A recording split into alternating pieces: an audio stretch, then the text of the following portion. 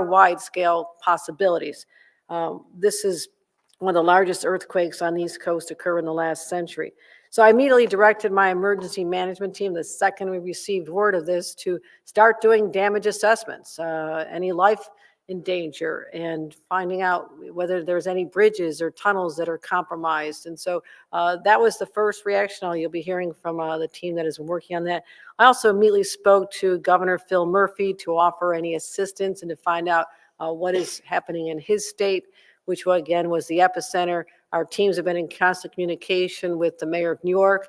We also spoke to the MTA to ensure the integrity, the structural integrity of the subway system, the Port Authority, and I want to announce that right now JFK and Newark airports are on full ground stops to assess any potential for after effects.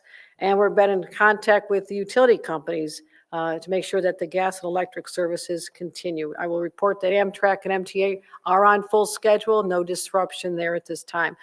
Been in communication with the White House. They reached out to us. The Deputy of Homeland Security Advisor, who's actually with President Biden right now surveying the damage in Baltimore, called us, and I believe they felt the effects even in Baltimore. So it's been a very unsettling day to say the least. But the White House offered any assistance. Senator Schumer reached out, offered any assistance. So right now, it's most important that we have our structural teams out there, our engineering teams, surveying our bridges, our roads, any area there could be a fault line that is not easily detectable, to make sure that passengers on our rails as well as our commuters are safe. Assessing all state roads, Commissioner Dominguez is taking lead on that, making sure our state roads are safe. Major transmission lines and dams, because you don't always see the effects of a small crack that actually could develop into a real major problem. And we're also encouraging all the municipalities throughout the state of New York to assess for any structural integrity concerns. At this point, heading into an hour and a half after the effects, we've not identified any life-threatening situations, but we are certainly asking our local law enforcement and emergency services teams to be on guard for that as well. But again, we are going to be reviewing all potentially vulnerable infrastructure sites throughout the state of New York that is critically important in the aftermath of an event like this.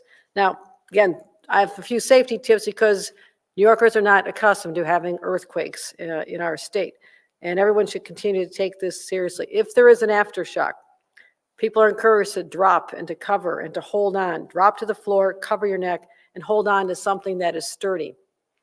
Take caution near any damaged buildings. Again, we don't have reports of damaged buildings at this time. It is very early in the assessment process. But if there is an after effect, please stay away from buildings, especially our high rises. If you hear shifting or any noises, unusual noises, leave your home. Go outside. You are safer there than in a building that could be crumbling around you. Inspect your home for damage. Check walls, floors, doors, windows, staircases. And if you see any damage at all, you may need to relocate while the event is going on. Again, check your own gas lines and water lines to make sure that your family is safe. So stay connected and informed. I will say this, especially with all the national news about what happened in Taiwan with that deadly earthquake just this past week. I think there's a high level of anxiety around earthquakes.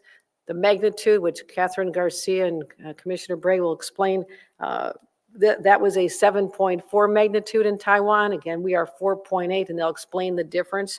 But that's why we're going to continue to take this very seriously and make sure that we continue to update all New Yorkers. So Catherine Garcia, our head of state operations, you'll hear from first, and then Commissioner Jackie Bray, head of Homeland Security. Thank you. Thank you, Governor.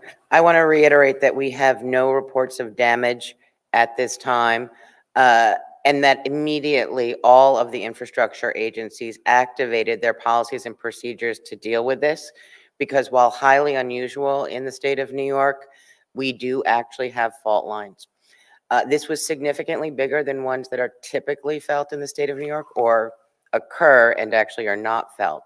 That is because earthquakes happen on a logarithmic scale, which means that a 3.0 is 10 times worse than a 2.0.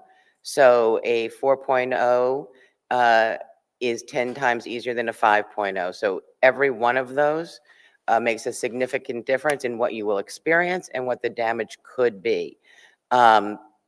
In addition, we are also tracking whether or not there's any increase in hospitalizations, as well as whether or not there's any increase in vehicle accidents that has not been reported at this time. Thank you. Commissioner Bray?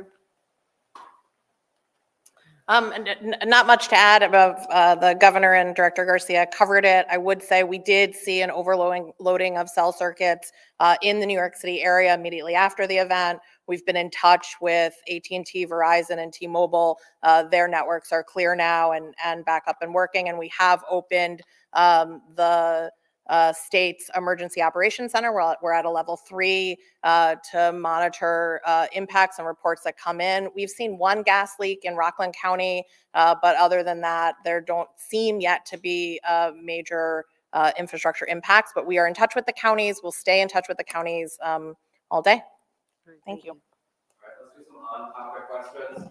Governor, has there been any contact with the Indian Point facility in Westchester and any concerns there?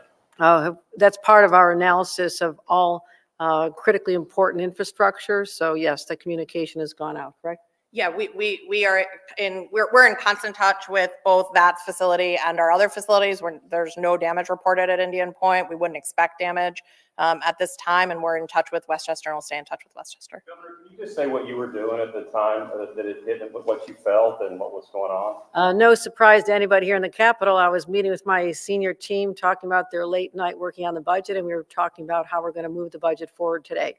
So literally sat in the room next door.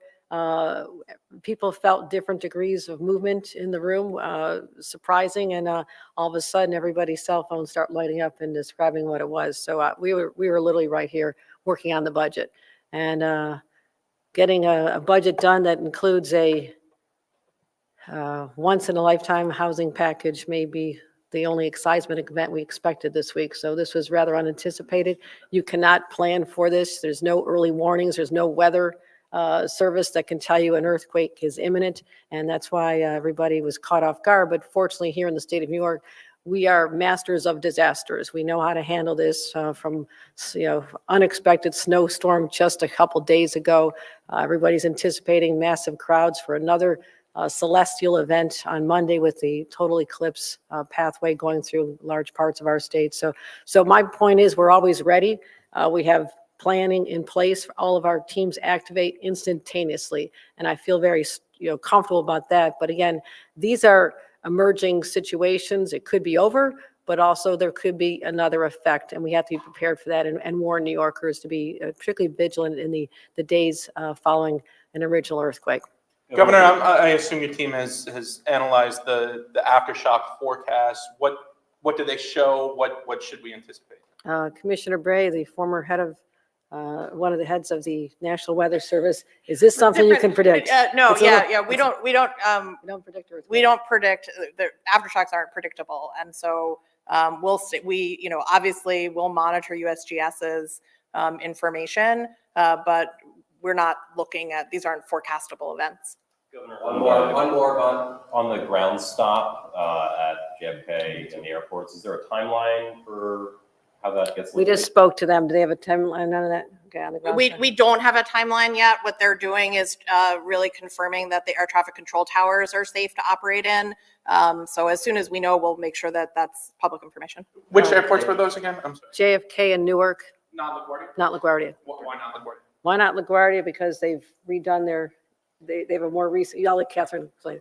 More recent. We're getting more information, but we suspect it is because they were renovated more recently and meet higher standards. Thanks, everybody. All right, thank you very much, everybody. Appreciate it. Any meeting with the legislative leaders today on the budget? That'll certainly happen over the weekend. Do you expect a deal this weekend? Social media bill?